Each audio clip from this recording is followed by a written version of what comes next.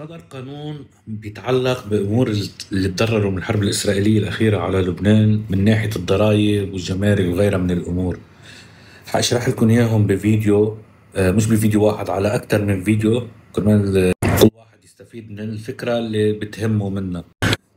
بداية، كل الأشخاص اللي عندهم عقارات مع أقسام العقارات وتضررت جراء هيدي الحرب وصارت غير قابلة للسكن تعفى من ضريبة الأملاك المبنية.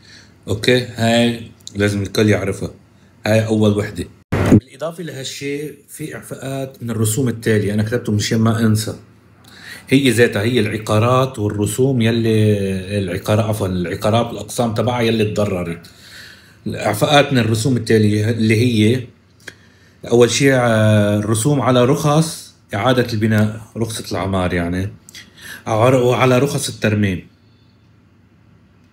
كمان في إعفاءات من الغرامات على الطوابع المالية والرسوم من الإنشاءات ورسوم نقابتي المهندسين، على أن لا يشمل الإعفاء المساحات الإضافية.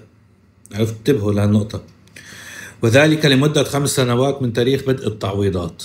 بالإضافة لهالشيء هيدي العقارات المتضررة هي وأقسامها تعفى من جميع رسوم البلدية ورسوم كافة رسوم الكهرباء والماء والاتصالات. وتتمة القرار هعمل لكم اياه بفيديو تاني.